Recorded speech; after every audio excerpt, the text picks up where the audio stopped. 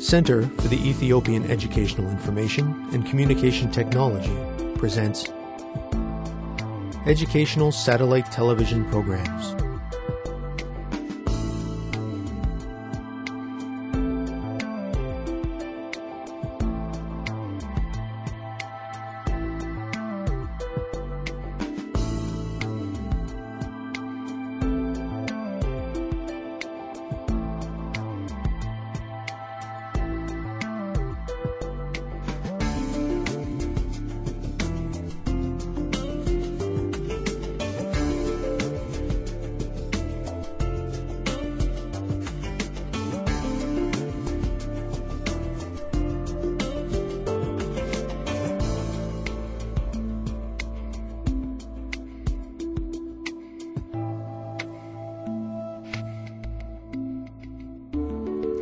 Hello, teacher. Hello, students. Welcome to today's lesson on rule of law and management of conflicts. This is our second lesson on this subject. Last time, we discussed the importance of managing and resolving conflict peacefully. We learned about procedural justice. In this lesson, we will focus on alternative means of conflict management. These include negotiation, mediation, arbitration, and litigation. Are you ready to begin, students? Please make sure that you have what you need to take notes. We will start this lesson with a review of the material we learned last time. Students, we learned about the 4 goals and objectives of procedural justice in our previous lesson on conflict management. Please try to recall what they are. You may begin whenever you are ready, students. Students, let's get ready. Begin.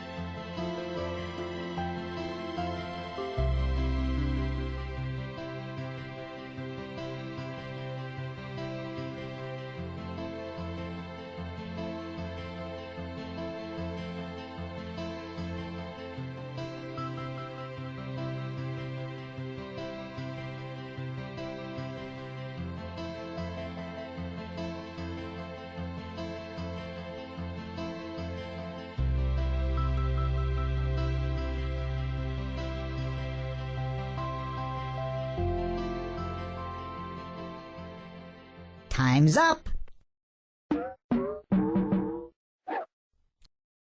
Let's get back to our lesson. Well done, students. I hope you did not have much difficulty with this task. Let us list the 4 goals and objectives of procedural justice. First, procedural justice aims to increase the chances that all information necessary for making wise decisions is gathered. Second, its goal is to ensure the just use of information. Third, it is aimed at the protection of the right to privacy, human dignity, and freedom. Fourth, procedural justice has the objective to promote efficiency in the management of conflicts. Did you get all of these answers right? Good work. Conflicts arise as a normal part of human interaction. We come into conflict with others when we have an opinion that is not shared. Sometimes we have interests or needs that clash with those of other people. We should not feel guilty when we have conflict in our lives. Some people try to avoid conflict at all costs because it makes them uncomfortable. This can be a good thing if it causes a person to live peacefully. However, sometimes it is necessary to stand up for our opinions, interests, and needs, even if this means we have to confront someone. The important thing to remember is that conflict can and should be resolved peacefully. Conflict is harmful when it escalates into aggression or violence. There are several methods of conflict management that do not involve the law. They are often considered to be faster methods of conflict resolution than legal methods. They are also cheaper than a formal law case. The first of these methods is negotiation. Negotiation is one of the most common and peaceful ways of settling a dispute. It involves direct discussion between the parties involved in the dispute. Its objective is to reach an agreement. Negotiation does not involve any outside party in its process. Mediation is another mechanism used to resolve disputes peacefully. Sometimes, mediation takes a bit more time than negotiation. Mediation is a method of settling disputes that involves a neutral third party. This third party tries to help the disputing parties to reach a mutually agreeable solution. Mediation takes place in this way. The mediator will enter into negotiations with each of the parties involved in the disputes. These negotiations seek terms of compromise. An effective mediator does not impose his or her will on the parties. If the mediator starts to express his or her own opinion, the parties involved will lose confidence in their mediator's ability to remain neutral. Students, under what circumstances would you require a mediator to assist in the settling of a dispute? Please work with a partner to answer this question. Students, let's get ready. Begin.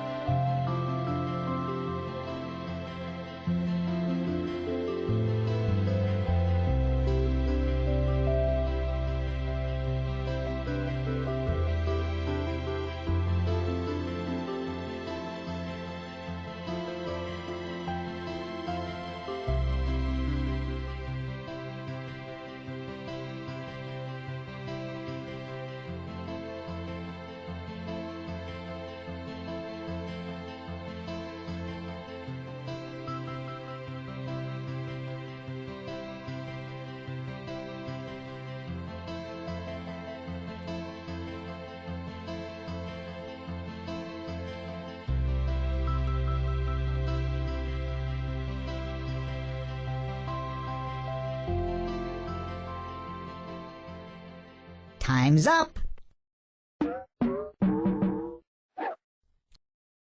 Let's get back to our lesson. Welcome back, students. A mediator becomes necessary when the two parties are at a deadlock. A deadlock is a situation in which neither party is willing to compromise. At this point, the assistance of an outsider who has no interest in the case can be very beneficial. This person will be able to undertake negotiations on both sides without emotions clouding the issue. A mediator is very helpful when a conflict is complex. The mediator can help the opponents to understand clearly all of the arguments in the case. This clarity assists negotiations. Another method of conflict management is arbitration. This is a means of applying legal principles to a controversy within limits previously agreed upon by the disputing parties. A panel of judges is created by special agreement or by a mutual treaty. The disputants agree in advance to be bound by the decision. Litigation is a method of resolving disputes that involves a legal process. It takes place between opposing parties in a court of law. It is based upon formal, established procedural rules, customs, or practices. Failure to comply with the procedural rules may result in the dismissal of the lawsuit. Litigation is necessary in cases of serious dispute. Before becoming involved in a lawsuit, it is perhaps preferable to attempt one of the three other methods of conflict resolution. They are peaceful, relatively speedy, and less costly than litigation. Students, this is the end of our lesson on alternative methods of conflict management. No matter which method you choose, the important thing to remember is that conflicts must be resolved equitably with a respect for rule of law and the Constitution. In our next lesson, we will learn about criteria for evaluating rules and laws. Until then, thank you, teacher. Thank you, students.